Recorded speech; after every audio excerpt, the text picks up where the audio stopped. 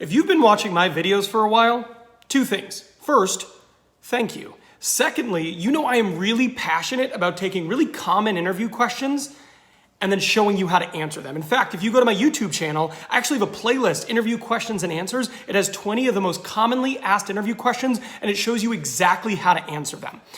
But what if you don't have time for that? What if you're like, Ben, I've got like half an hour. What can I do that'll make me the best possible candidate in limited time? Well, today I'm gonna show you one tip that'll make you do just that, and it'll allow you to help the hiring manager imagine you as an employee on their team. Let's go. My name is Ben White with Ben Talks Talent. I've got 11 years experience in interviewing, hiring, recruiting, team building. And if you came to this channel because you were hoping to become the best interviewer possible, well, I've got good news for you. You're in the right place. If you haven't already, take 3 seconds and hit that subscribe button and hit the notification bell. That way you never miss one of my videos. And if you are not new here, well, welcome back. Today, I want to talk about one single tip that'll make you a much better interviewer immediately. In fact, it's one of those things that I recommend every single person does because I think most of us can benefit from it and not enough of us do it. So what is this thing that I speak of that if anybody does it, they can immediately become a better interviewer? That's called making an impact list. Now, later on in this video towards the end, I'm actually gonna throw the full list in the screen, but I'm just gonna talk through it one by one and talk about what it is in concept. But by doing this, I can guarantee that by the end of it, you will be a much more effective interviewer, and it's going to allow the hiring manager or whoever is interviewing you to imagine you in the role. So first and foremost, what is it? What I want you to do is take a copy of your resume. So you can either print this out if you have a printer. I think it's a good exercise to print it, but if not, you can always pull it up in Word. And what I want you to do is I want you to look at every single role you've had in your entire career. And then what I want you to do is think about what the most significant accomplishment was in every single role. So if you have 5 roles, I want you to have a minimum of 5 things. One thing you did at every single role, the most recent, of course, being the most important. And what I want you to do is actually write that out. I want you to think about, okay, what was it that I did? You know, when I look at my tenure at this company, what was the most significant thing I did that did the most impact? It had the most impact on my organization. It impressed my manager. It helped my organization financially. That's what we're looking for here. Now, once you have that, we're gonna break it down because it's not enough to know what it is. You need to be able to talk about it and talk about it in a way that's gonna resonate with hiring managers. So I want you to make a list of the following things. Now, the first thing you need to do is you need to use the STAR method to kind of create a skeleton. So what is a STAR method? That's situation, task, action, and result. So you need to first write down what was the situation you were in, okay? Then the task. What was the task that you were required to do or that you set out to accomplish? The action. What was your action at a very high level and ultimately result, right? So this is a great way to answer any behavioral interview question, but in terms of mapping out the most significant career achievement you had at every job you've ever held, this is how I want you to start. So write down STAR, and then next to all those things, I want you to write down basically the outline of those things and kind of explain it from a STAR perspective. Now, once you've done that, there's a few other things you need to do. The first, duration. I want you to write how long it took. So write duration, and then next to it, be like, this project took me 3 months to accomplish from the first meeting to the finished result. The next thing you need to write down is leadership. Did you lead people? Now, did you lead people directly? Did they report into you? Did you lead people indirectly? You were a project manager working cross-functionally. Whatever it is, I want you to write down what type of leadership or what type of oversight you provided during this accomplishment. For most of you, if it was the most significant thing you did, there might be some of this. If it was just an individual contributor type thing, then you can skip this. But if there was anything you did, whether it was your team, cross-functional teams, a vendor, I need you to talk about your influence. The next thing I want you to write down is what was the biggest learning that occurred? So when you go through a massive project, right? It is very common that you will have a couple big takeaways, things that you learned. The next thing I want you to write is what is the most significant thing you learned during the process?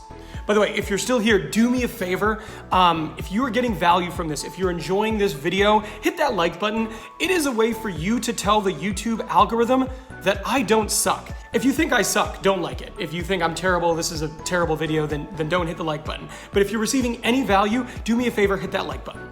The next thing you need to put down there is what you would have done differently, right? As you look back on this 3-6 month project retrospectively, there's always going to be something you would change.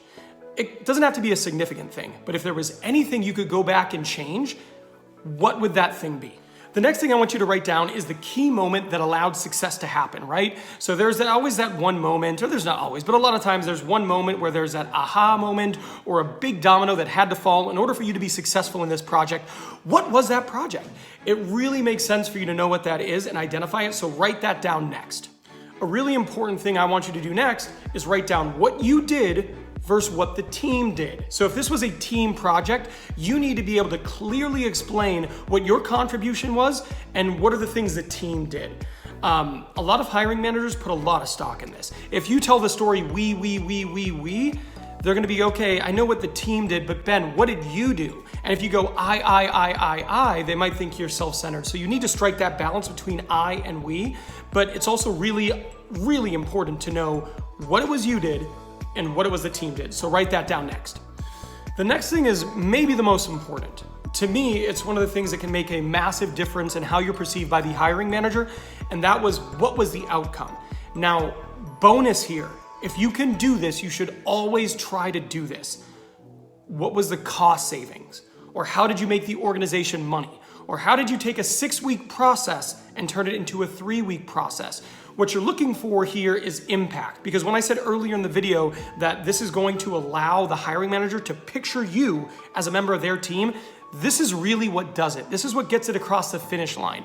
By showing the cost savings that you've provided previous organizations, that allows them to imagine the type of impact you could have on their team. So it's key.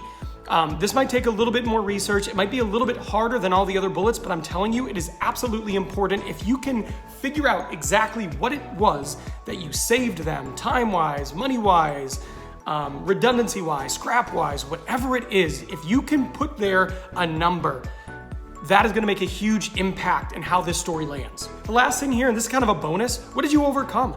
There's gotta be obstacles along the way, right? If it's the most significant thing you accomplished working for a company, then it probably means there was a problem. And if there was a problem, that means there's a solution. So what was the solution that you were able to find that made this whole thing work? And there you have it. The beautiful thing about this process is this, by doing this, you can answer so many different interview questions, right? You can watch one of my videos on, what's your biggest weakness? And there's gonna be a bunch of great, I think in that video I did, there's actually 7 good answers. So if you haven't watched that, go watch it. But you can practice for that, and it's one question. If you write down these and you have 5 of them, one for all 5 roles you've had in your career, you can answer a ton of interview questions. There's the common one, like, what's your most significant career achievement? Well, boom, you've already walked through this exercise. You know exactly what it was. What if they ask you, tell me about a time you've had to collaborate with other teammates successfully? Well, you probably identified it doing this. What about the time you overcame an obstacle? Tell me about a time when you had to deal with competing deadlines.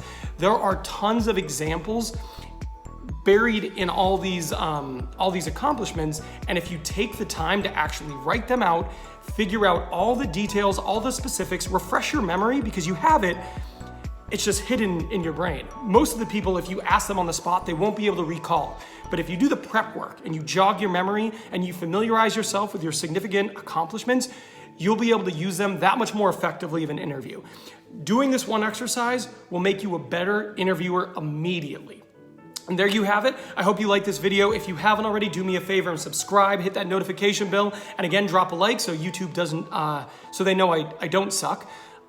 Thank you for taking the time to chat with me. Good luck in your next interview. You've got this.